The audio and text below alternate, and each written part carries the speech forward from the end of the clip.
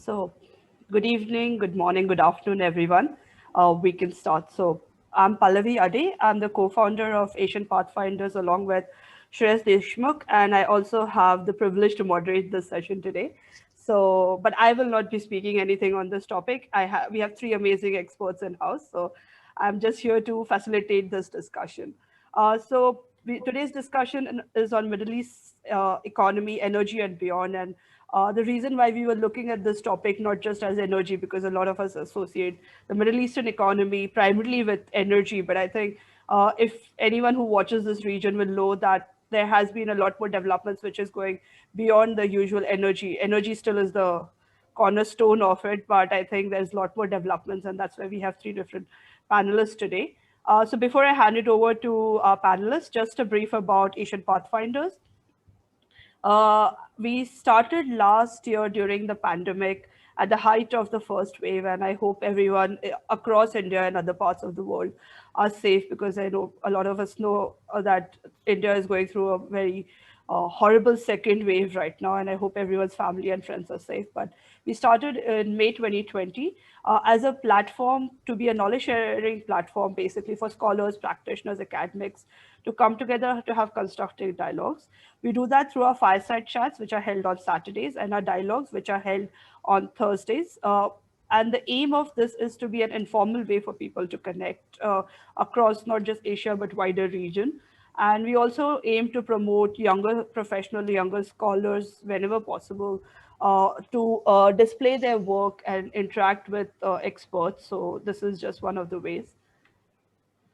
Also, upcoming sessions, like I said, we have fireside chats. This Saturday, that is 24th of April, we have Ambassador Shiv Shankar Menon. For the ones who do not know, he's the former National Security Advisor, former Foreign Secretary of India, and also India's ambassador in a lot many important countries. So he's going to be speaking on prospects of India's neighborhood first policy in 2021. I know my colleagues will put the link in the chat section for you to register. And through the entire month of May, we'll be holding sessions on India's internal security landscape. So we have a few interesting sessions lined up for that. Look out for our social media pages. We are aiming to do thematic sessions in months, as we did in the month of March, where we did women-centric issues. And the one in May is on internal security. So just that we respect each other's views. Everyone comes from different walks of life, but please respect each other's views. Please put your questions and comments in the chat section. Stay on mute, because we do record these sessions and put it on YouTube. So for the benefit of the wider community. So just to reduce the noise. And again, just watch the language that we use in these comments and questions that we put, and respect intellectual property. A lot of the experts are sharing their work here.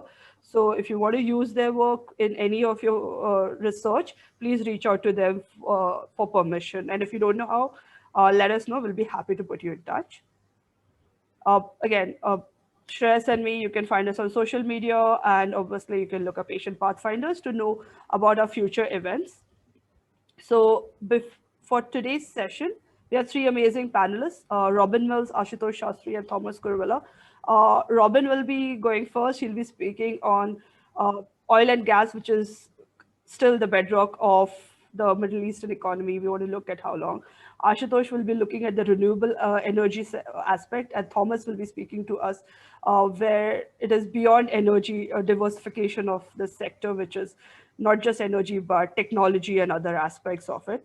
So I'll start with Robin. I'll introduce the speakers as they come. Robin is an expert on energy strategy and economics. He established Qamar Energy in Dubai in 2015, and he's based in the Middle East, and where he looks at uh, providing energy insights on Middle Eastern energy. He has led major consultancy assignments for a variety of international energy companies and governments on energy policy, renewable energy, carbon capture and storage, hydrogen, oil and gas, upstream, and LNG. He has worked for a decade for Shell, concentrating on the new business development in the Middle East. And he subsequently worked for 6 years with Dubai Holding and Emirates National Oil Energy. He's also the non-resident fellow at the Columbia University's SIPA Center for Global Energy Policy, and author of two books, The Myth of the Oil Crisis and Capturing Carbon. So over to you, Robin. The stage is all yours. And I would also encourage the speakers to ask each other questions because I think you guys come with your amazing expertise, so not just the participants, but I do request the speakers also to ask each other questions. So over to you, Robin. Sure. Thank you, Pallavi, for the kind introduction. Pleased to be here with everybody and to share this panel with my fellow speakers. So the question I've been posed is oil and gas, the bedrock of the Middle Eastern economy, but for how long? So let's just think a little bit about oil and gas as the bedrock of the Middle Eastern economy. Oil and gas are still a key part of the GDP in the Middle East. They are still the primary export of most of the Middle East countries. And the Middle East is set for, if nothing intervenes, set for a long run in that dominance, holding more than half of the world's proved oil reserves and a very large share of the proved gas reserves as well. And the region's oil and gas reserves, they're not just very large and abundant, but they are very low cost to produce. So production cost depends on the country you look at, but if you take Saudi Arabia as probably around the cheapest, all in production costs, including capital costs, maybe around $10 per barrel for new developments, less for the existing production. And that contrasts to costs, for example, for US shale oil production of $50 per barrel plus, costs in the North Sea that may be $30 to $40 per barrel. So this is exceptionally cheap oil to produce, and that means that even if the global oil price declines significantly, it'll still remain profitable to produce in the Middle East, even while it may not be profitable elsewhere. Now, the degree of dependency of the Middle East countries on oil and gas does differ significantly. So, to take an extreme case, you have at one end, for example, Kuwait, where more than half of GDP is still represented by oil and gas. At the other end, you of course have some countries with very little oil and gas production. But if you take Iran, which is a major producer, oil and gas today is about 15% of GDP. So it's significant. It's a large part of the economy, but it's not as dominant as it used to be. Now, Iran is a bit of a special case because of sanctions, of course, that are a forced reduction in its oil exports. But nevertheless, it is. There is this quite wide variation in the amount of dependency on oil and gas. And that dependency really falls in kind of across three lines. So the first one is dependency of GDP or economic activity on oil and gas. And as I've said, that has a range of across the major oil producers of somewhere between 15 up to 50%. The second is the dependency of the national budget on hydrocarbon revenues. And that, again, in most countries in the Middle East, that is very high. That may be 85 to 90%. In the extreme case of Iraq, it's more like 95%. So there is a very heavy budgetary dependence. And then the third dependence is the dependence of exports. And that is also very, very high. So in terms of the really oil-dependent countries, again, if we talk about Kuwait, the share of oil and gas in exports may be well above 90%. If we talk about Algeria, it's something like 97, 98%. So really a very limited development of other exporting industries. Some countries in the Middle East have developed other exporting industries, but those are typically also energy intensive industries that are dependent on, at least when they got established, they were dependent on low cost or subsidized feedstocks of oil and gas. So we're talking about steel, aluminium, petrochemicals, these kind of energy intensive products. The development of those has been quite successful in some countries. If you take the UAE or you take Saudi Arabia, for example, but nevertheless, it's still in a way dependent on oil and gas. So there's really a triple challenge in terms of moving on from this economic dependence on oil and gas for the Middle East countries. So they need to diversify their economies and have a broader type of economic activity. And that has happened to a fair extent since the 1970s. The regional economies are much more diversified and they have a lot more domestic economic activity, which is serving the domestic market. The second angle to this is the diversifying government revenues. And that again is it's partly just a choice of government revenue raising measures. So the government can introduce taxes, for example. And in the GCC, we have seen in recent years the introduction of value-added tax in Saudi Arabia, the UAE, Bahrain. It's now coming up in Oman at rates of 5%. And Saudi Arabia even chose to raise that rate to 15%. So taxing the domestic economy significantly more heavily. So we don't really see income tax or corporate tax in most of the Gulf countries. It does exist in other Middle East countries, but there are consumption taxes. So that is diversifying government revenue to an extent. And the third part of this is diversifying exports, and that's probably the hardest part.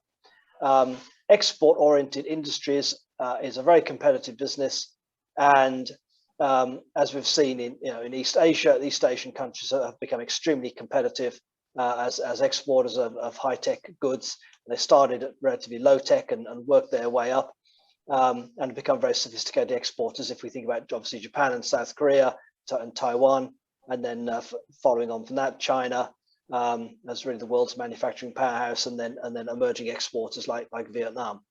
So this is a very competitive business to enter, and a lot of other countries, if you think about many African countries, Latin American countries, have not really succeeded in establishing large and successful export-oriented economic sectors either.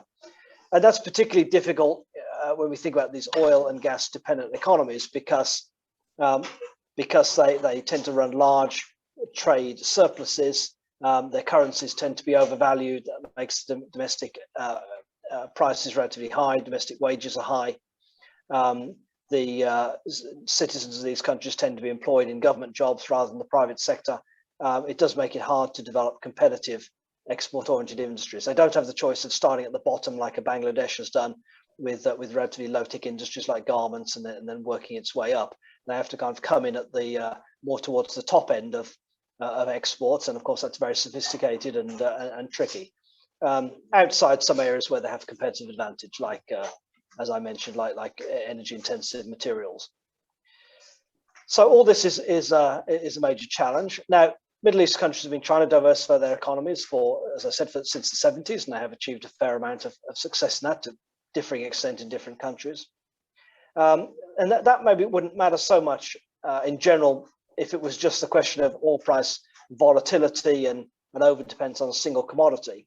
But now, of course, we face the challenge of climate change, which is going to put as climate policy advances, will put very strict limits on the continuing use of oil in particular, and then subsequently gas. And along with that, the development of non-oil and non-fossil fuel technologies, obviously renewable energy, solar, wind, and so on. And then beyond that, hydrogen and electric vehicles and various other non-oil alternatives. And those technologies are being driven by their own technological improvement and cost competitiveness, but also very much by government policy in Europe, in particular, now possibly more in the US, in Japan, and in other countries. So seeking to reduce carbon footprints and make progress towards ultimately zero carbon or net zero carbon economies by 2050, 2060 or so. And even if those goals aren't achieved, there could still be a very significant reduction in oil and gas demand, and that may not be instant, but it can be soon enough to put a severe challenge to these oil-dependent economies. So that really strengthens the need for diversification, makes it a lot more urgent and competitive, of course, because if all of these countries at the same time realize that the challenge they're facing and try to move into other industries and rather similar industries, they will face a lot of competition. So there are a number of opportunities for Middle East oil and gas producers to reduce their carbon footprints and to continue to use their hydrocarbon resources in a more climate compatible way. There is carbon capture and storage. So instead of burning gas, for example, and releasing CO2 into the atmosphere, the gas can be burnt, CO2 is captured, and it's either reused to make materials, or it's injected safely into the ground to be stored. Then there is the production of hydrogen. This has come up as a major issue of the past year or so. Great interest in some of the Middle East countries in producing hydrogen from oil or gas, using that as a clean fuel in various forms, and possibly exporting it to Europe or Japan or other users. There is interest in the use of greater production of petrochemicals, plastics, non-metallic materials from oil and gas, which again don't produce any emissions when they're used. They are just solid materials. And there's a lot of potential for that. Petrochemicals today represents about 10% of oil use, but I think the expectation is that will be one of the growth areas, perhaps the main growth area for oil demand over the next few decades. So that there are options, but none of these, truly replace the export of oil and gas as fuels. They are able to ease the transition, perhaps, and slow the required pace of transition. But nevertheless, there is a transition already underway. We have not reached a peak in oil demand yet. There are some speculations from various forecasters like BP and the International Energy Agency and others. Is the peak in oil demand around now? Is it very soon? Is it perhaps 2026? As one consultant I saw was just saying, is it in the 2030s? But even in the 2030s, that's practically tomorrow if we talk about the task of reforming an economy and changing an economic and industrial structure. So this is a very major and really a generational task. Some countries in the region are taking it seriously and have embarked on making some serious changes. Others are still struggling with the day-to-day problems. So I think I'll leave my opening remarks there and look forward to the views of the other panelists. Thank you, Robin. And I think that puts us very nicely into Ashutosh's part about renewable energy and what is Middle East countries doing about it. So brief about Ashutosh. So he's a old friend and he's a friend of Asian Pathfinders. He's also a mentor. And we also share the same alma mater. So I think that's one of the reasons. A lot of times we've had discussions on energy about Middle East, and that's one of the reasons we approached Ashutosh about it. So beyond Asian Pathfinders as a mentor, Ashutosh is actually the founder and director of EnerStrat Consulting, which is based in London. And before that, he's worked with McKinsey and a few organizations in India. He's an engineer by training. And he is someone who reads the tea leaves in energy transition, new geopolitics of energy. And he's been doing that for nearly 2 decades plus. And he's now internationally recognized in his field. He's passionate about coaching young professionals. That's why I think he's with us. And he also wears several hats. He sits on boards of several reputed institutions in the energy and policy space. So over to you, Ashutosh. Thank you, Pallavi. Thank you for a very kind introduction. Good afternoon, good evening, everyone. It's a pleasure to finally meet Robin electronically. We have known of each other with many common friends, and a brilliant segue to my own presentation, Robin. Thank you for your interventions. Pleasure to meet you, Thomas. It's a wonderful opportunity to kind of really engage on a very, as Robin very rightly put it, an intergenerational issue. And if I might start by sharing my screen, I will let me try and do that. 1 second.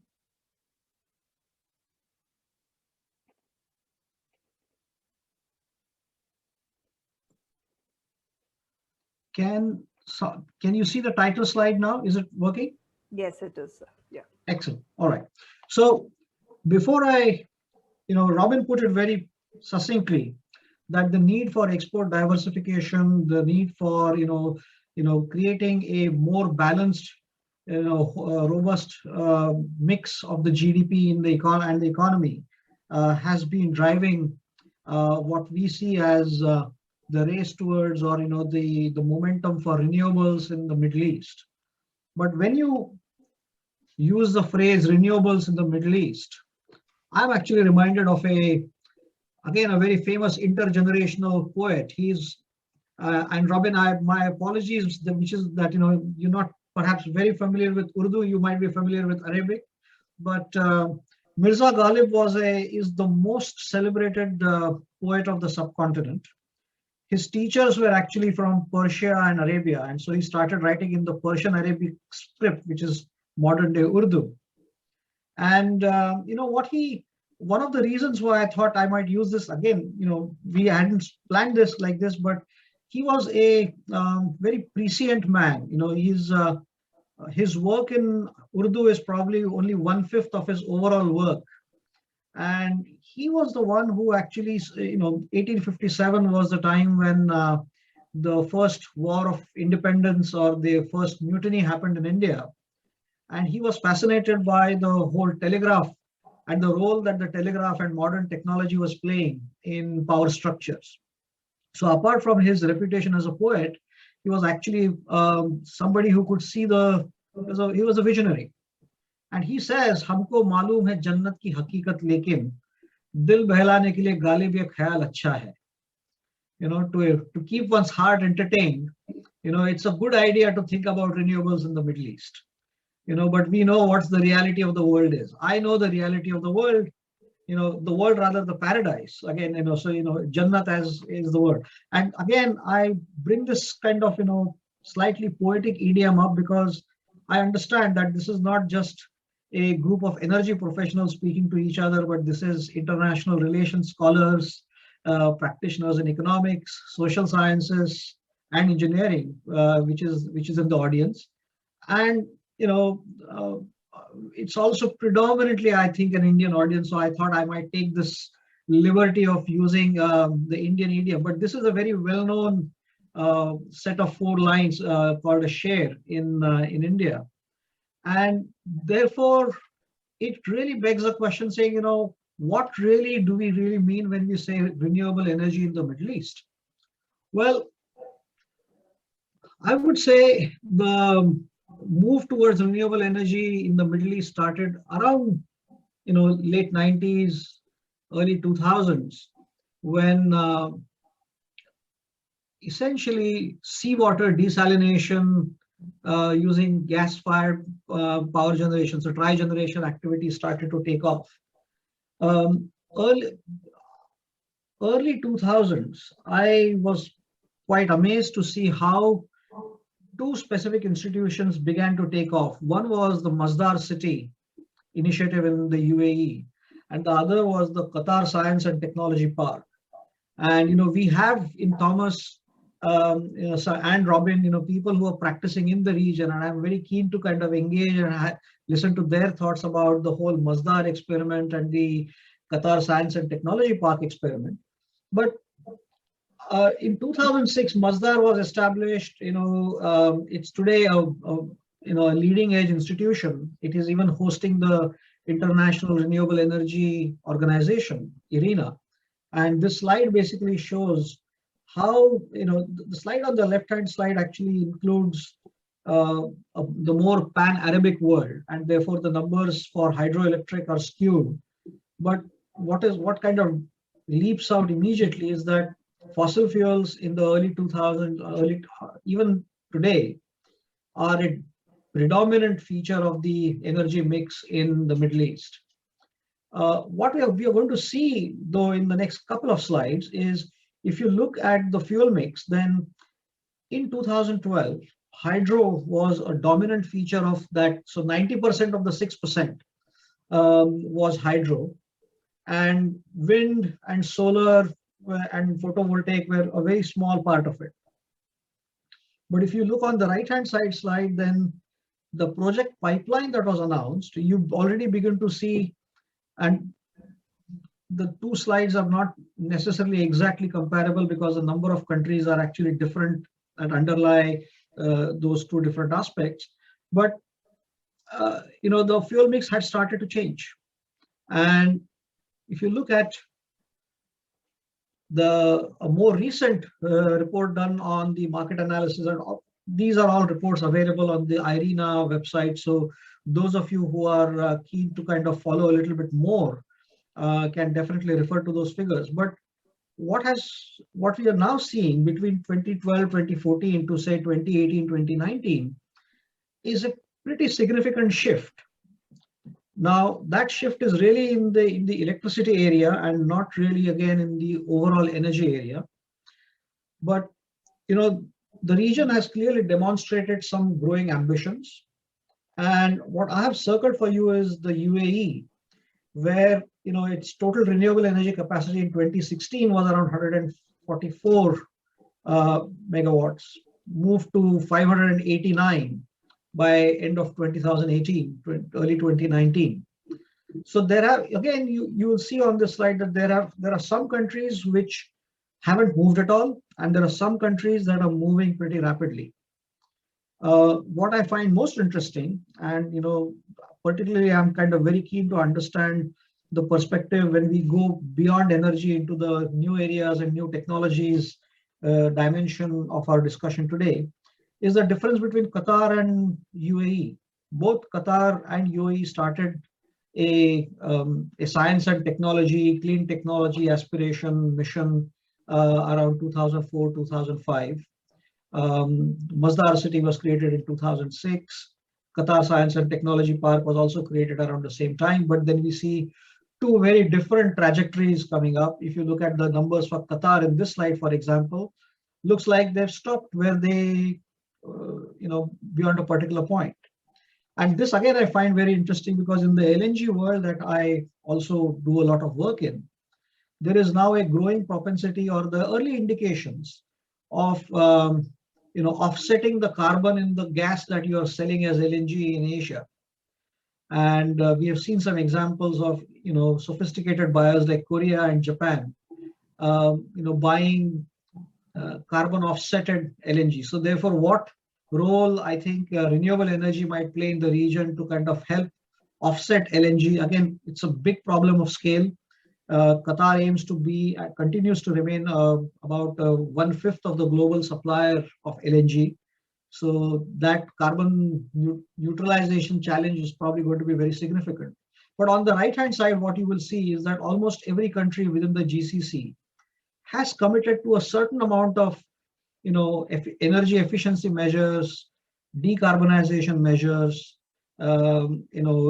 changing the electricity mix from more fossil fuel to less fossil fuel. So there are these trends which are emerging, but very clearly, as Robin has also highlighted, that what renewable energy in the Middle East are you talking about when we are 95% fossil fuel? So that's something that is a topic that will not go away. But I think what is more interesting is that the trend is somewhere moving towards playing in the renewable energy space, and that does pose a few challenges. Now, I run a course on energy transition, and there's but just for the sake of brevity here, I will say that the whole transition for the energy sector is centralized around 4 pillars. One is plain and simple decarbonization of energy, which is how do you reduce the intensity of the carbon emission intensity of your fuel mix. The second trend or the second pillar is decentralization and democratization of energy. Now we see some evidence of this activity even in the Middle East, where you have renewable decentralized power coming in. Democratization meaning that you also have demand side or customer side participation, energy efficiency measures, deregulation and new market design. And I think what is even more exciting is the whole digitization, digital transformation, because what we are now seeing, for example, based on the experience in Europe, particularly Germany and the UK, is that if you develop renewables in a let 1,000 flowers bloom kind of a manner, then you do face the challenge of its optimization and its better optimized use. There is no point in creating assets and making these investments where the utilization levels are quite paltry compared to fossil fuel utilization levels.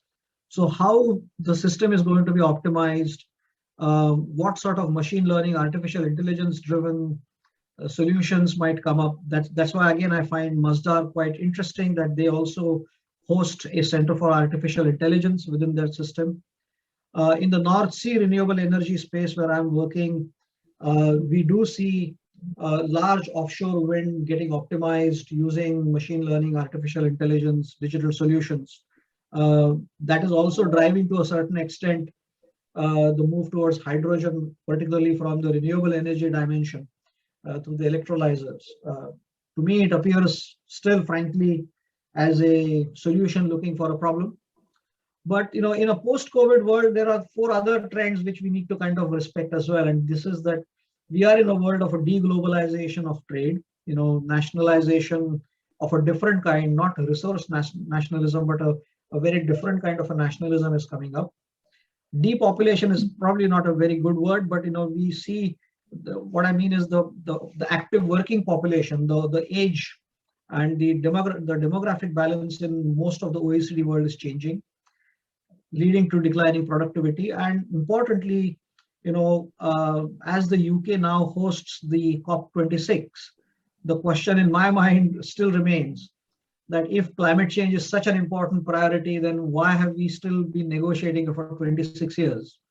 And why do we think that in a current situation where the economies are already burdened with a whole lot of debt which they probably did not anticipate, where is this climate finance going to come from? So those are the kinds of wider pictures that I would like to pose.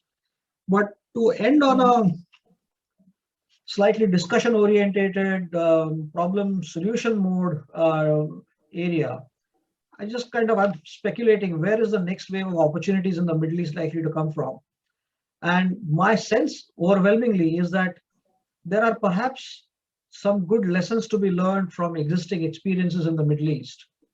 Renewable energy mega project like the Desertec project, why was it initially conceived? What was good about it? Why did it fail? Good thing to understand, to kind of think about the next wave of mega projects of renewable energy in the Middle East. What can we learn from the Masdar city experience? What can we learn from Ras Laffan in Qatar? This whole industrial cities where the whole idea that Qatar had, that rather than being a supplier of gas to the world, why doesn't it become a host of gas-based industries in the Middle East? Now, in India, we see the Indian Prime Minister using the word making India a gas-based economy in almost every speech that he has made on energy. So that's again a very interesting thought for us to think about. And I will end with 2 points that the Middle East is now at a point of a cusp of a new wave of optimization through technologies and regulation, where electricity, natural gas, renewables will all perhaps interact in a perhaps a different manner, and that smart optimization is something that might be required. And traditionally, again, I will end by saying that the Middle East has been very trade-centric. Some of the smartest global commodity traders, it has been a center of excellence for generations for the commodity trade. And therefore, what sort of a future Middle East architecture, economy are we looking at? It is urbanizing at a very rapid rate. So what does that new urban, energy smart ecosystem look like? I'm very keen to now, listen to Thomas. I hope I have stuck to my time. And I'm, of course, happy to discuss these things and also participate in the Q&A. Thank you very much, Pallavi. Thank you very much for having me again. Thank you, Ashutosh. So perfect. And moving on to Thomas. Uh, introduction about Thomas. Thomas Kuruvilla is a member of the global board of Arthur D. Little. sorry, Arthur D. Little, and responsible for Arthur D. Little's operation in Middle East. Thomas is also the head of the strategy and organization practice in South Asia and the Middle East. And he's been with the firm since 1998, and earlier he was responsible for Arthur D. Little's Singapore operations. Thomas has led many public sector transformational engagements on economic development and digital transformation across industries, transport, telecom, healthcare, and the list goes on. He's also supported various family conglomerates in the Middle East in developing and executing their strategy. Thomas is on the board of a few family conglomerates in the Middle East. He's also a part-time faculty at many Indian institutes of management, including Ahmedabad, Bangalore, and Udaipur. And where he teaches programs on international business strategy, family conglomerate strategy and governance, strategy management consultancy. And he's also a member of the industry advisory board for SPJ and Management School, which is based in Mumbai. And he's also a speaker on several conferences. And he has a bachelor's in electrical engineering from Kerala University, an MBA from Melbourne Business School, and before Arthur D. Little, he's worked with Larsen and Tobruk in India, and he was also selected as a pilot officer with the Indian Air Force. So over to you, Thomas. Thank you very much. That was quite a long introduction and puts a bit pressure on you when you listen to such introductions. So thank you very much.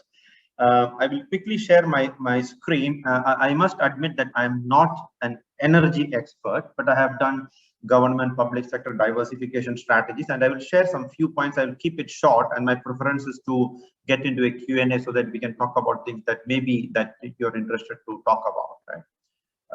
Can you see my slide? Yes, we can. Yeah. Good. Yeah. I just wanted to mention a few points before getting a bit more into diversification. Countries that have relied on natural resources has not innovated, grown, and the population feels entitled. I actually added one more word saying that they get lazy, but I deleted that because you said you're going to put it on the website. So I deleted the word in case it gets public. So one thing it is very, very important is that unless you diversify, the actually country moves in the wrong direction. And I have been working in for many years in the Middle East. And if you look at countries like Kuwait or UAE or Saudi Arabia, the population feels very, very entitled because they are relying completely on the energy sector and the natural resources. And if I ask you a question, if you go to Saudi Arabia and ask somebody, a common person, and ask him, what do you think is the most costliest item in Saudi Arabia? Can anybody guess what they will answer? Make a guess. If you go to Saudi Arabia and ask somebody in the whole country, Saudi Arabia, what is the most costliest thing in your country? Make a guess. Water. Water. Water?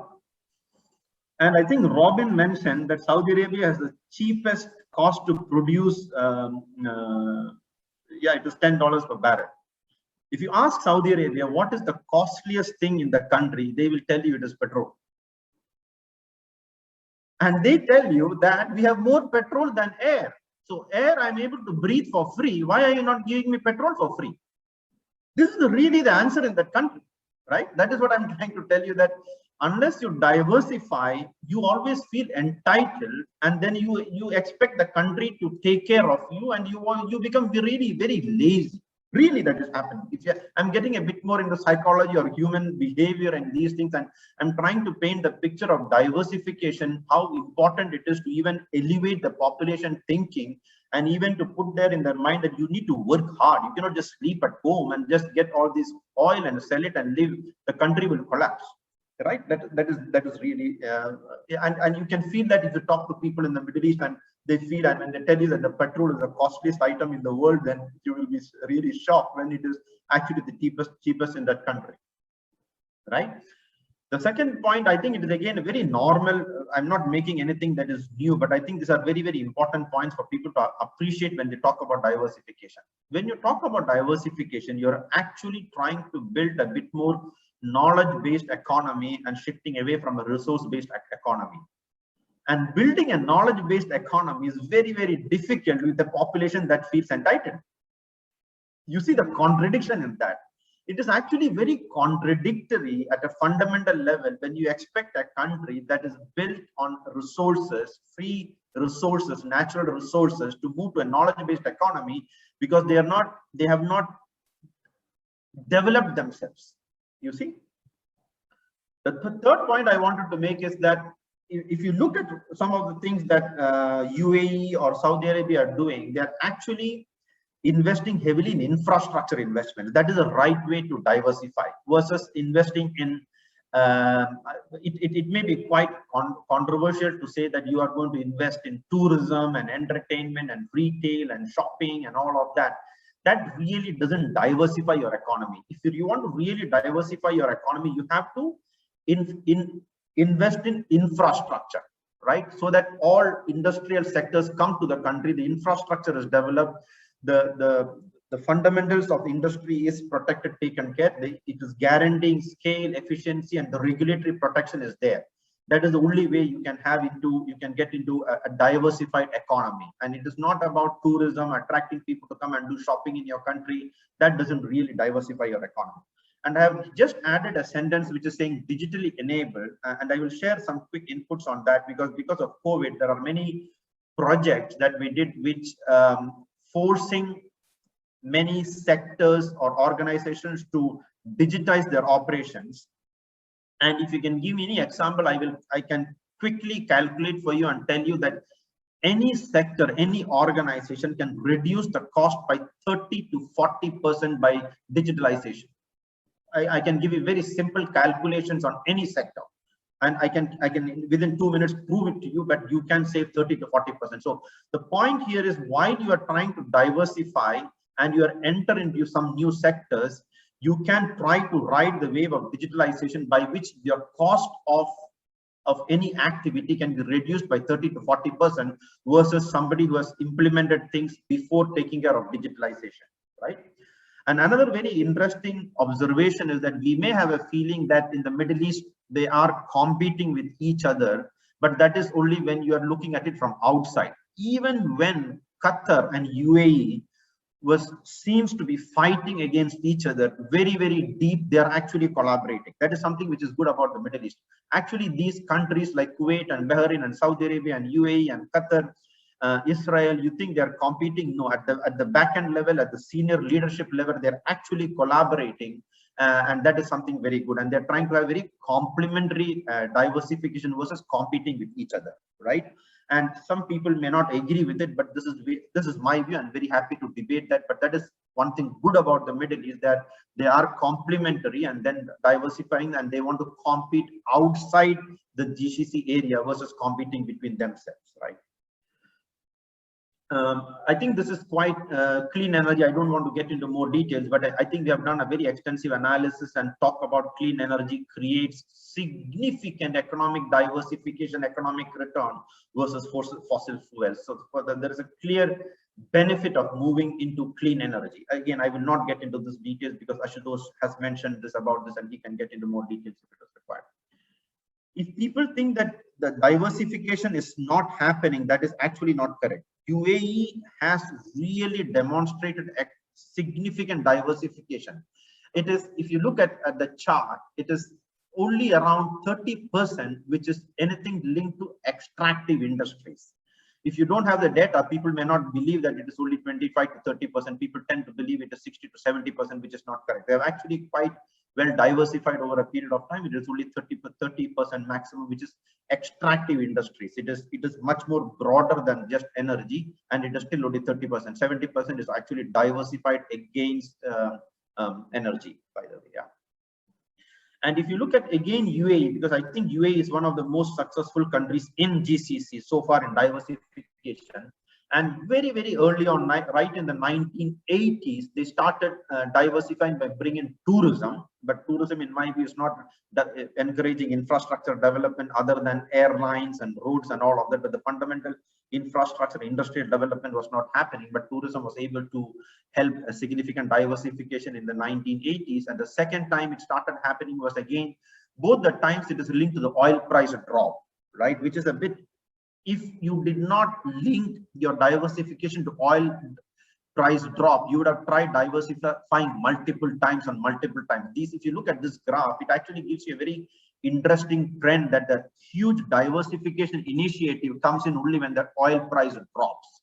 And that you can observe even in Saudi Arabia, that is happening only when the oil price significantly dropped. They have a huge initiative to diversify, which is, it's a much more reactive position versus being very proactive. And this is what's happening. And the third time it is happening now because of COVID, right?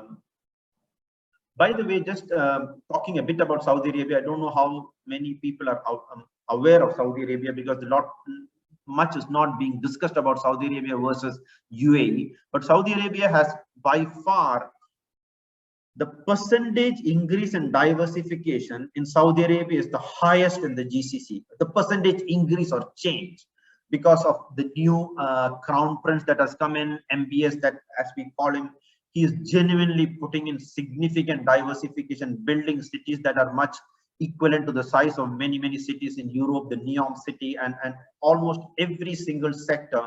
There was a question that I saw in the chat, that how is diversification linked to the 2030 vision of Saudi Arabia? The 2030 vision of Saudi Arabia is 99% around diversification.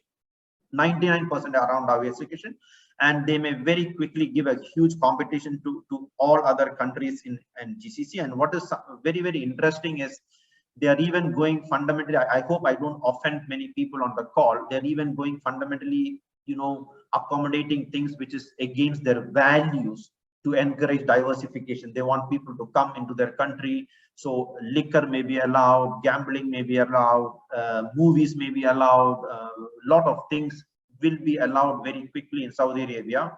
Whether it is right or wrong is debatable, but at least that is how serious they are thinking about diversification. Because if you want to attract internationally good people, first of all, they're accepting that their population is not intelligent and qualified because of the reasons that I mentioned earlier, and hence you need to bring in international population into the country.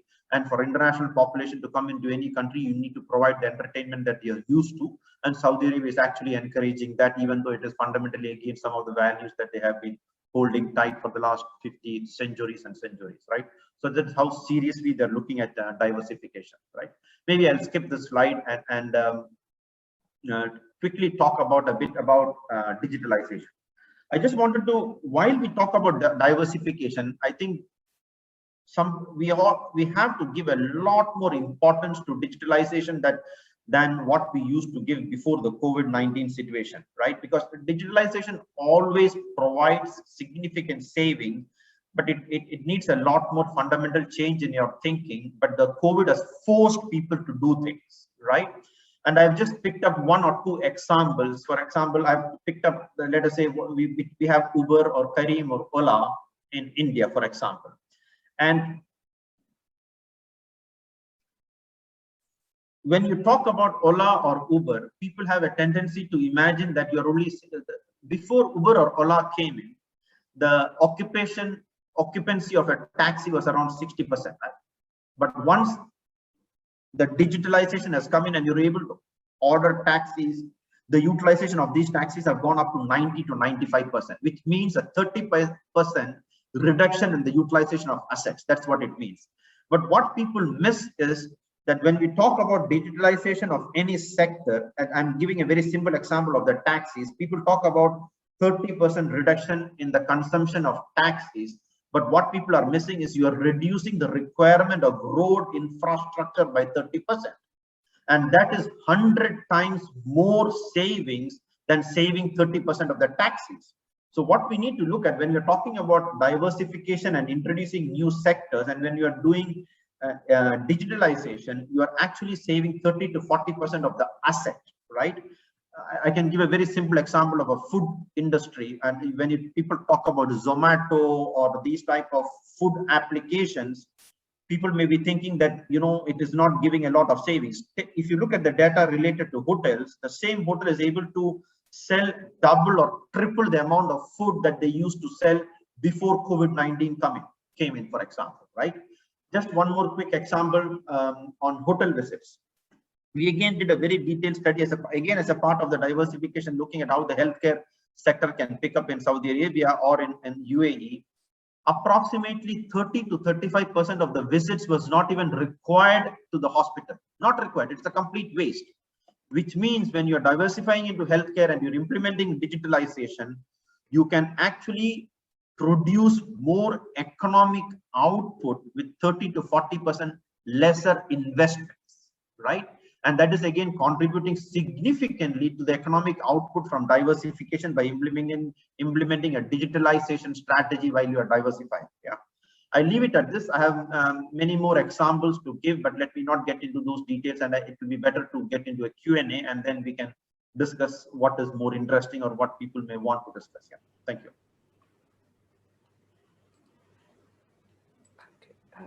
Sorry, Thomas, may I request you to stop sharing the screen? Yes, please. Okay. Thanks to all the three speakers for this wonderful overview. As the moderator, I'd actually go to Robin first. I know there is a question related to the Saudi Arabian Vision 2030. Obviously, you can answer that, Robin, because I know Thomas did part of it. But in sense of When we look at the climate change aspect, because today is Earth Day also, so I thought I'll kick off the question with climate change. So, in terms of the impact of climate change in Saudi Arabia or other GCC countries, what has the states in those regions, try to integrate climate change aspects into their industries, which they are very dependent on? Sorry, Robin, you're on mute. Yes. Yes. So, look, I think, to be honest, so renewable energy and other forms of low carbon energy have certainly advanced a lot in this region, and particularly over the past 2 or 3 years. I think that's fair to say. Now, I would say, like, primarily that has been driven by economic reasons more than by environmental ones. To be honest, over the past few years. So, renewable energy, particularly solar power, has become extremely cheap in this region. Gas, some countries in the region have struggled with gas shortages, so producing more energy domestically has seemed to be attractive. It's become apparent that energy efficiency needed to improve because too much of the region's oil and gas was being consumed domestically, and that was restricting the amount for export. So there were attempts to reform energy subsidies and reduce consumption. So these policies have primarily been driven by economic reasons. Now I think we're seeing something of a shift there to more environmental or climate related reasons. Now, partly that's driven internally by policies within the countries, and the countries have their targets under the Paris Agreement. Most of those commitments so far are quite vague and limited, though they may be tightened up. But I think more than that, it's being driven externally because there is a recognition that it's going to be more and more difficult to deal with major customers, and particularly if we talk about Europe and possibly in future Japan, Korea, the US, and others who have net zero carbon targets.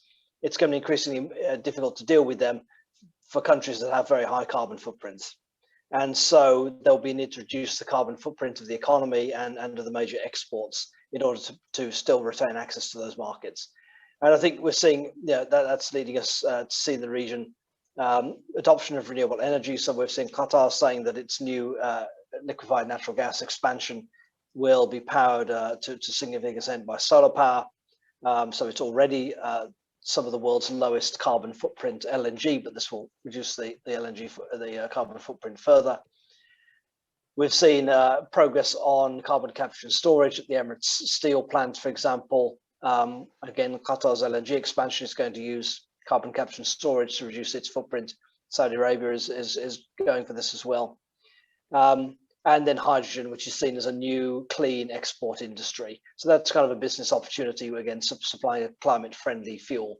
So really, it's these economic drivers, and to the extent that there are environmental drivers, they're tending to be driven more externally in terms of external markets rather than through internal environmental pushes, although those do exist to an extent. Okay, perfect. So Ashutosh, there's a question for you, and I think I'll tie it into my question. There's a question from Ramesh. What's the geopolitical future of OPEC in the next few decades? And I think that's related to the geopolitical analyst hat that you put on. And I would ask you one step ahead in this because I know Robin did speak a lot about Iran in his presentation, but how do you see the entire development around with Biden in power and the Iran nuclear deal and everything? How does it impact the energy sector of that region? So first with the OPEC, and I think that is tied to, we're talking about if OPEC is oil and gas, oil after a point, but if you see a transition ahead of oil, what will be the future of OPEC, and then Iran and the nuclear deal? So we could, hi, thank you for that. I could give you a very long, complicated answer, or I could give you a very flippant, simple answer. But take the flippancy aside. I think there is a recognition, to take the OPEC question first. There is a recognition within the Middle Eastern region, which is a large share of the OPEC supply volume, that the future is not necessarily only oil. There is a future for oil, but it is also increasingly gas. And so that is one dimension. So if you just look from an internal Middle East perspective, then the whole Qatari development in natural gas. Qatar, for example, does not have oil, but is a global leader in gas. You can make many flippant comparisons of, Saudi Arabia as the rich older cousin, Qatar as the young, newer rich, cousin. All of those, very flippant comparisons can be made. But there is recognition that it's not that the days of oil are numbered. That's not true. But there is going to be a shift of energy mix between oil and gas, and the bias towards gas is looking more attractive than at any other point in history. The second dimension is the role of the US, and the existing or the structural construct around OPEC is now changed. In that, it was at a time when the US was the preeminent importer of oil and gas. Today, US is a large player and a net exporter of energy, exporter of gas and oil. So, therefore, to that extent, it has, one could say, it has weakened. But given that, if you look at non-OPEC production, there is the level of uncertainty associated with non-OPEC production is so high that it continues to remain a pretty significant entity. I mean, because of the pandemic, the last OPEC meeting was actually a joint meeting between OPEC, IEA, and International Energy Forum. So you can see already some indications of how the fossil fuel world is also beginning to collaborate. Now, there is a narrative that, all electrification, 100% electrification, that is a pie in the sky. Net zero, I think Robin mentioned it very clearly that, whether net zero happens or not, the trend towards decarbonization is real. And it actually brings back into sharp focus Sheikh Yamani's very famous statement about the Stone Age, that the role of technology continues to dominate, and the oil and gas industry that we might see of the future will be a different technology-driven, technology-optimized, digitalized, much more efficient industry, and therefore that on a time scale it will probably will be able to continue for long. So I'm not willing to be taken in, despite it being Earth Day, despite it being the day where we are eagerly awaiting President Biden's announcement about 2030 targets, etc. This whole energy transition is very easy looks very easy on paper. My own firm, where I spent a number of years, has come out with a marginal abatement curve for carbon, which it does not reflect the reality that we see today. So the transition of energy is actually very difficult. So OPEC will continue to remain relevant.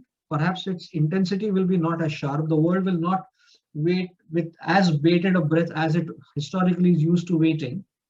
But I don't see by any chance OPEC becoming irrelevant. The breakup of OPEC, for example, again, is something that a lot of writers speculate about, but it's nowhere on the horizon. Reflecting on Iran, look, I've followed the whole JCPOA discussion quite closely. Unless I personally don't see any real movement unless the elections in Iran are completed end of July. So all of this at the moment is still kind of playing a statement against a statement. It is even the so-called $400 billion deal between China and Iran. That I haven't seen enough legs to that stool, shall we put it bluntly. So there's a lot of diplomacy being played through statements and joint statements and individual statements, I think. But it is still early. It is true that Iran holds a lot of potential as a player in gas, but we've been here before. So I'm not call me a traditionalist, call me slightly fossilized or fossilizing, but it's not going to be very different very quickly. So I'm not kind of holding my breath on JCPOA this time. Okay, perfect. Uh, Thomas, I will come to you. I know part of your work is involved around advising family conglomerates in the Middle East. And a lot of the initiatives in the Middle East are driven by the state. But how do you see the private players in Middle East, say these small to medium-sized industries in these sectors, uh, coming and adding to the economy, if for lack of better words, to the economic progress of that country, especially in the diversification aspect? Sorry, Thomas, you're on mute. Oh, sorry, yeah. See, even, okay, let me segregate the discussion into the phase before the current Crown Prince MBS took over, and what is happening after that, and what used to happen in the past. In the past, even when the government or the public sector was driving majority of the initiatives, the work was always subcontracted to connected local family conglomerates, right? So if it is not that it may be seen by everything is being done by the government, but the government actually doesn't do the real work. It's actually subcontracted to family conglomerates, and there are many large family conglomerates, and they do easily 60 to 70% of the actual work is done by the private sector family conglomerates. But I don't want to say it's fortunate or unfortunate, but most of them are connected to the royal family. But it is still private conglomerate. They are not being done by the ministries or the public sector entities. It's subcontracted to family conglomerates. After MBS has taken over, we actually worked on the whole public-private partnership initiative in Saudi Arabia. That's a project that Arthur D. Little and I was heavily involved in that for the last 1.5 to 2 years.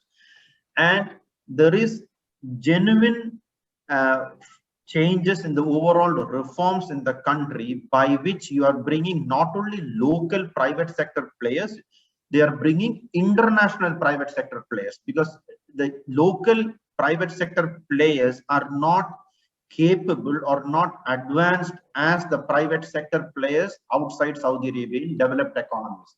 So just opening it up to the local private sector will not take you to the next level. It will just diversify it will just encourage the local people to develop and they participate in the economy, but you will not get the cutting edge development by allowing the local private sector to participate. So there are genuine fundamental changes that are being made in the energy sector, in the renewable energy sector to be more precise, in the transport sector, in the aviation sector, in the logistics sector, to bring in international players to own local assets and in a revenue sharing model. And this is genuinely being implemented. It is not just some paperwork and some newspaper announcements and all of that. It is genuinely being done by the public sector, by MBS and his team, right? Another very interesting input is that if you look at the whole public sector, public-private partnerships, it was more about trying to transfer all the risk to the private sector, and by which the cost of the private sector to do something becomes very high. For example, if you transfer the risk related to oil price, if you transfer the risk related to the cost of power, if you transfer the risk related to the currency exchange rate to the private sector, they will tend to price it much higher than the public sector, because the public sector, from their perspective, the risk is much lower. So people, the way the risk is costing a private sector, the same risk, if it is borne by the public sector, the cost is much lower. And it was a very wrong philosophy that they used to follow in the diversification logic, by which they transfer the risk to the private sector, which can be borne by the public sector in a much cheaper way.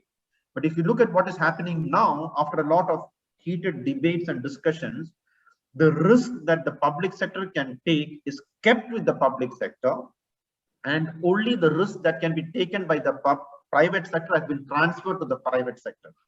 And there is a very genuine push towards private investments, more international private investments than local private investments, into diversifying the economy. And I'm almost 100% sure, if nothing happens that unfortunate happens, that you will see the impact of that in Saudi Arabia in the next 4 to 5 years. Significant impact will be there, and private sector participation will be there, and the diversification will be going there.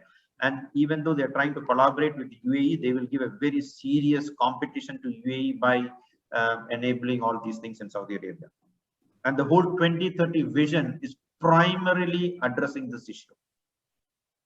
Perfect. Thank you, Thomas. And that's something which I've tried to understand in terms of we don't hear a lot about the private players, and that's why actually I asked you this question out of those regions. So China has to come up in a discussion. So Robin, it's a question for you.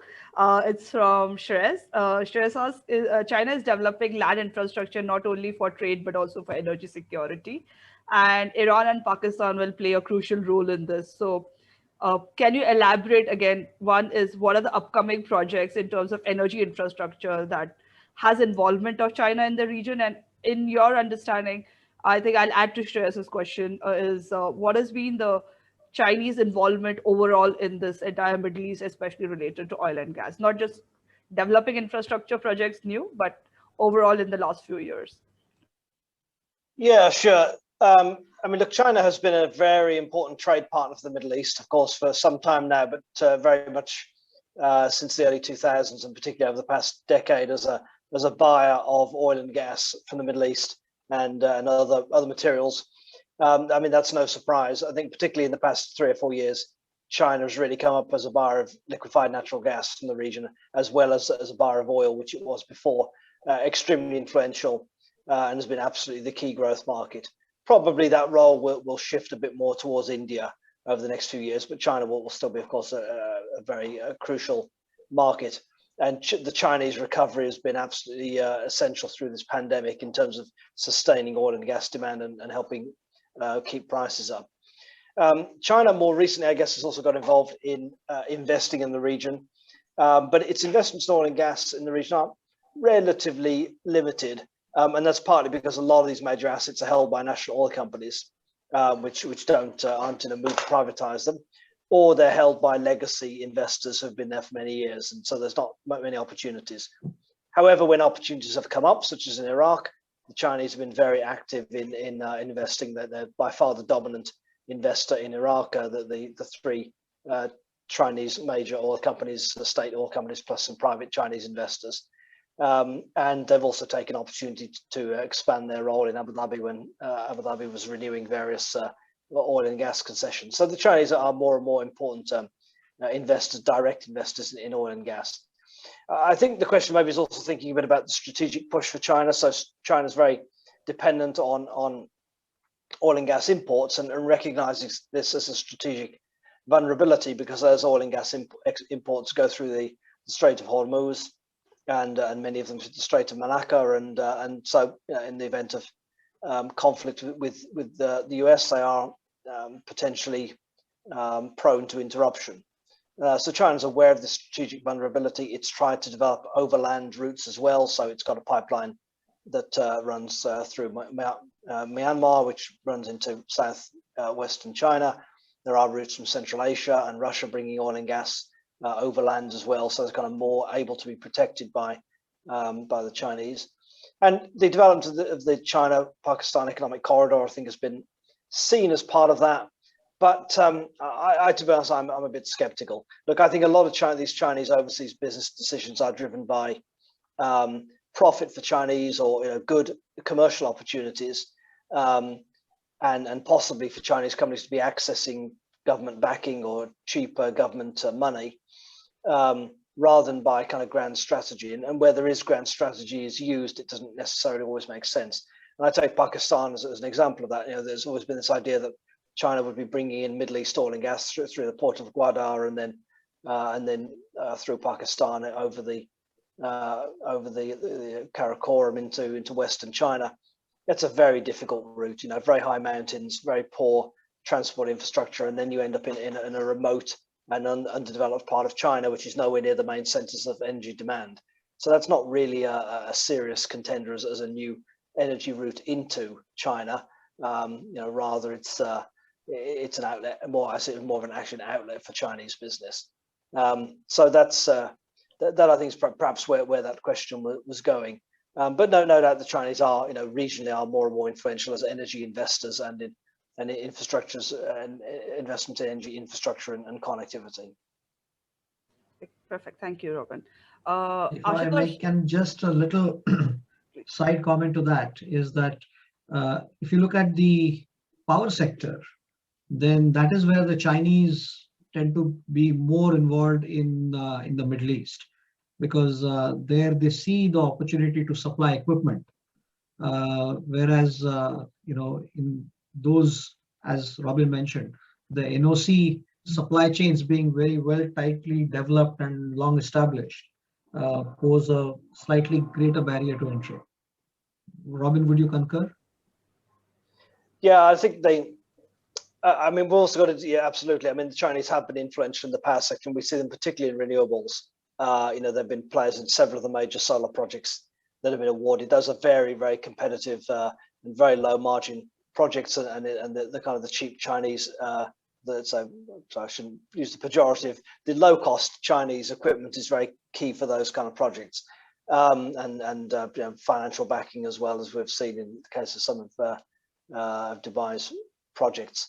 And I think we've got to distinguish between the Chinese companies as developers, as equity investors, and Chinese companies as contractors and suppliers of equipment. Of course, Chinese contractors and equipment suppliers are extremely influential, and that's exactly what you'd expect from such a big manufacturing country. That's a bit different from grand strategic plans of energy development. Yeah. One, Thomas here, I can just add a very interesting discussion that we have in Saudi Arabia when we bring in Chinese, equipment. Again, Robin, thank you very much for the segregating the investor angle and the contractor angle. So generally, again, I hope I'm not offending somebody here.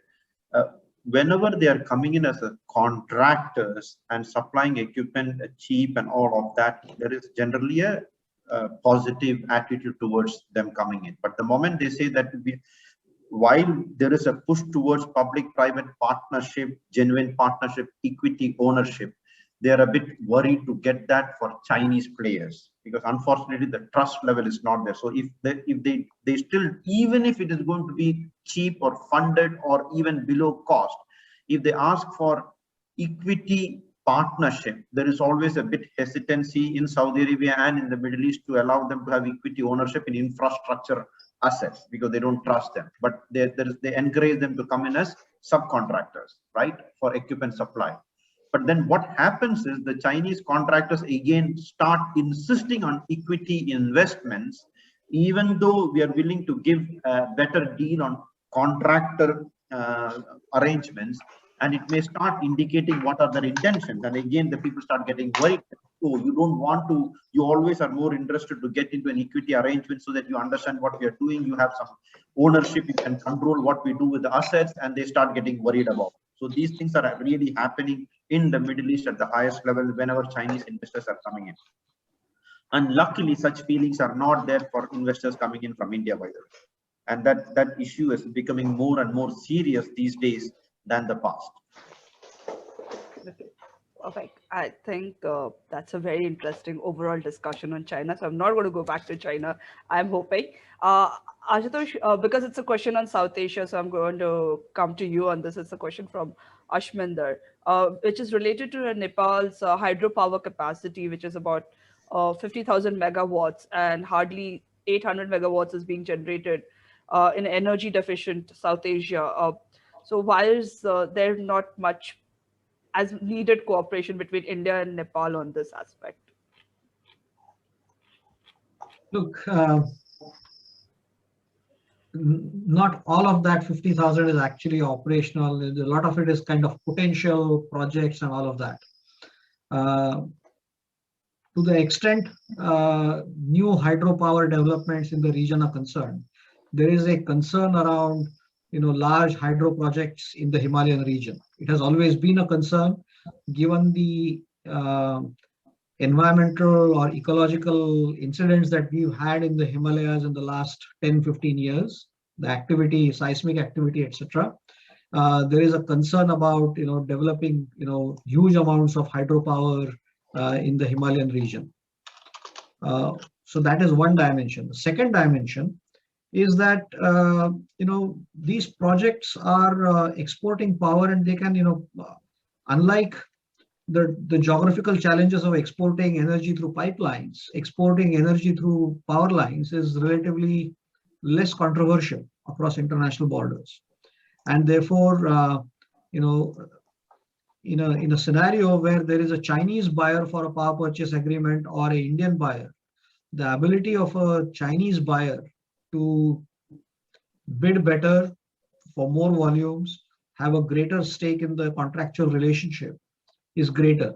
So even as as South Asia, you start to contemplate, Nepalese or Bhutanese hydropower generation, particularly, those two dimensions will come into play, which is the long-term ecological dimension. And secondly, even if after having struggled through the ecological challenges, your project does take shape on the ground, how much of it really can be available for the Indian market compared to, say, northwards into China. So those are those are the two emerging concerns. So I share the concern that a lot more can be done, but it's dependent upon what kind of government-to-government relationships under which these contracts are signed are also driven by that. Okay. And we have a very interesting comment from Mr. Surya Sethi, which says that Nepal wants a Bhutan-like deal and India desires a more commercial transaction. So I think it sums up very well what you said. Robin, I'll come to you. Sorry, did someone? Yeah, sorry. Robin, I'll come to you. This is your last question. And while answering the question, if you can also tie up with your closing remarks on what is the outlook for this region. So this is a question from Sumalata. She asked the perspective on the scope of shale resources in future and the shift it can make from Middle East to China and US. Obviously, so that's for you. And again, sorry I said no China, but I can't help it. So please, and your closing remarks also. And I'll come to the other two speakers. Yeah, sure. So the development of US shale resources over the past decade or so has obviously been incredibly influential in global energy and led to the dramatic drop in oil prices from late 2014 onwards. And that, I think, was a bit of a taster for the Middle East countries of what the future could bring in terms of low oil and gas prices and long-term competition for them. And that was, in a way, it was painful, but it was also useful in getting prepared for the challenges of climate change and more action on oil and gas consumption that would lower long-term demand and prices potentially. Now, where US shale production will go in the future, I know it probably won't grow as explosively as it did in the past. When prices are high enough, it will grow and it will be a competitive threat again, but probably in a more controlled way. Now, various other countries are also trying to develop their shale resources. There's been some limited success in places like Argentina, but nothing on the scale of what happened in North America. And there's some structural reasons why that probably is going to be a general rule. China is developing shale gas with a certain amount of success, but the Chinese demand for gas is so enormous that its domestic gas, whether conventional gas or shale gas, is only going to be a modest part of its requirements. It's going to have to be a big gas importer. I mean, it already is, in fact, the world's biggest gas importer from all kinds of sources. So that's a bit more of a niche factor in China. What I do think is interesting is in the past couple of years, we have seen more interest in unconventional gas development in the Middle East itself. Oman has been very successful. Now Abu Dhabi is developing shale oil and gas, Saudi Arabia also, various other countries. So even these countries have seen that this technology can be adapted to their needs, particularly more in producing gas than oil, because they have so much conventional oil to produce.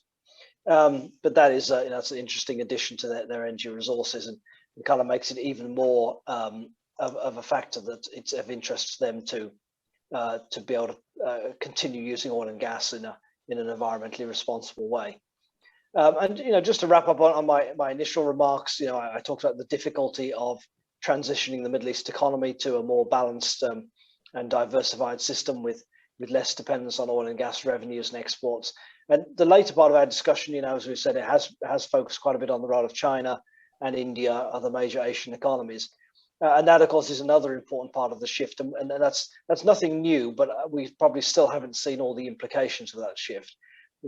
From a world in which Middle East oil and gas, and particularly oil, was directed to go to North America and Europe, to a world where the primary markets are in Asia. That has geopolitical, geoeconomic implications as well. And again, I think we're only at the very early stage of seeing how that will play out. We already see a bigger role of China in the Middle East in an economic way.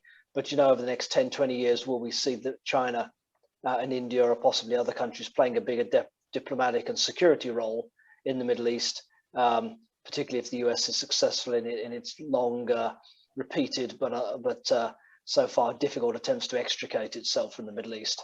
Will we see Asian countries playing more of a role? Still a bit of an open question, but I think it's inevitable that they will have to play a bigger role in some ways. Okay. And that gets me to Ashutosh, because that's something I was going to ask you, Ashutosh, as your last question. What role do you see India playing in the Middle East in the near future, I guess, and then obviously your closing remarks? Okay.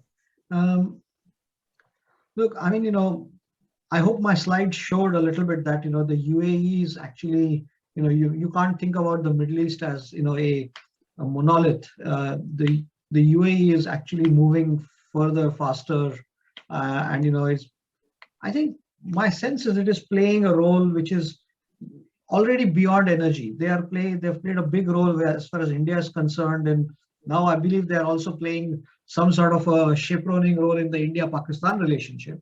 That's a subject for another day. But what I'm most impressed about is within the UAE, you've seen now a nuclear program develop with the Emirates nuclear company. They have a space program. They have got a Mars mission. Though the narrative, I think, of the UAE is beginning to kind of slightly become a lot more with the modern world compared to the rest of the Middle East. There's a slight differentiation. So all that I'm saying is that I perceive that there is some sort of a leadership of the UAE emerging. I do see Saudi Arabia becoming extremely sensitive about this development. So from an Indian perspective, I don't think there is, we always have got to be very careful and very pragmatic about these things. One of the things I've heard when it comes to energy deals from the Middle East and Asia is they say, look, you are our friends, but they, as in Pakistan, they are our cousins, right? So it's something to keep in mind all the time.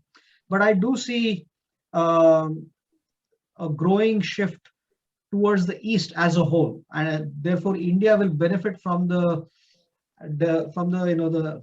East being the center of gravity for energy trade shifting eastwards, definitely. But again, it's the competition will be still with China as a buyer, so that is something we cannot ignore. So my closing remarks would really be just that the Middle East is probably, we need to start thinking about the Middle East in a non-monolithic way. There are certain parts of the Middle East which are going to look very different very soon. I think COVID has, digitization, I think, was a very important point, that we will see a modern urban Middle Eastern infrastructure, I think, which will be a lot more efficiency enabled, either because of capital, IT, digitalization, everything, because that's what the population wants there, I somehow perceive. Okay. And thanks, Ashutosh. You take very well me into the next question and the last question I have for Thomas, which is we've spoken about states, we've spoken about conglomerates, companies, everyone. In a Middle Eastern discussion, we don't speak a lot about the citizens of that country, and we've touched in all three of you have somehow touched on it.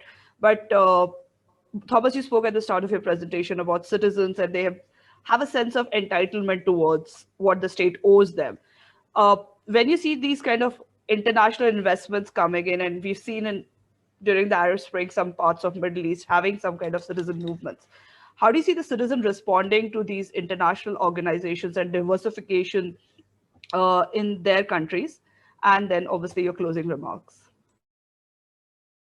See, you have to classify the citizens into the people who are a bit more educated and understand this economic diversification and all of that, and the citizens who are worried about their daily wages and jobs, right? So the citizens who are worried about the daily wages and jobs are actually genuinely worried, and they don't like all these international firms coming in public-private partnership. They feel that their jobs are getting threatened. But the government is continuously doing something to giving them some benefits or giving them some money or doing something and keeping them from agitating, right? That is that all they have to, you cannot keep them very happy forever because it's going to cost them a lot of money. So what the government is very cleverly doing is, when they think they're going to reach a state of agitation, they do something and keep them quiet. Because in Saudi Arabia, to keep them happy is going to be quite costly, because the local population is still a significant percentage, like 80, 90, 90%. But if you come to UAE, the local population is only 5 to 10%, and you can keep them very happy, right? And as long as you don't give any citizenship rights to expatriates, the citizens are not worried in UAE, because they have a feeling that we are still in control, the others will not get any citizenship and all of that. And so the thinking in UAE and Saudi Arabia is very different. So the lower end people are genuinely worried. They don't like all these changes that is happening. The government keeps giving them some benefits so that they don't agitate. But the educated people who understand all of this can appreciate what the government is doing, because they can understand that it will lead to overall economic development for their country, and the medium to long term they will benefit, even though in the short term they may not benefit, but they are accommodating it. So but I don't see any serious issue raised by the citizens in any of these countries in the near future. It will not happen, because the condition by which it should have happened has already passed. I don't see any more severe situation than what has happened in the past, when the oil price dropped and the budget deficit was growing and all of that. And at that time they were able to manage it, and then I don't think it will happen going forward, right? So that is at least my feeling. So I don't think anything can go significantly wrong in the region moving forward, because the government are also managing things quite properly. Closing remarks. See, when we talk about the topic that I was discussing, it's about diversification, but people sometimes think that diversification means you are reducing the income from the energy sector. That is never going to happen in the Middle East, right? The diversification means the income from the non-energy sector is going to increase. That is what it means. So we should not say that the income or the GDP absolute value contribution from the energy sector is going to reduce, and hence that is what is meant by diversification. No, it's actually going to increase, because much of the value added services and the value captured from the value chain is now being pulled back into the GCC countries, versus other countries investing in the value added services. So actually in the GCC, the absolute GDP growth will still be positive for many years from the energy sector. Diversification just means that other sectors will grow much faster than the energy sector, and it is not that the energy sector GDP is going to drop, and that is not what is meant by diversification, right? I just wanted to remind that, because many times people have a feeling that is going to contract. That is not going to happen at all. It's actually going to increase also. Yeah. Thank you so much, Thomas. And I think one takeaway I'll just take from this is, don't treat the Middle East or the energy sector and any other sectors linked to it as a monolith. It's a very diverse thing, and you have to understand. So I would like to thank Robin, Ashutosh, and Thomas for joining us today and sharing their insights. And thank you everyone who put in their questions, comments in the chat section. And we look forward to welcoming you this Saturday for Ambassador Shivshankar Menon's session on India's Neighborhood First policy. So have a good evening, afternoon, wherever you are. Take care, everyone. Bye. Thank you. Thank you very much. Nice. Thank you. Thank you. Thank you very much. Thank you. Bye-bye.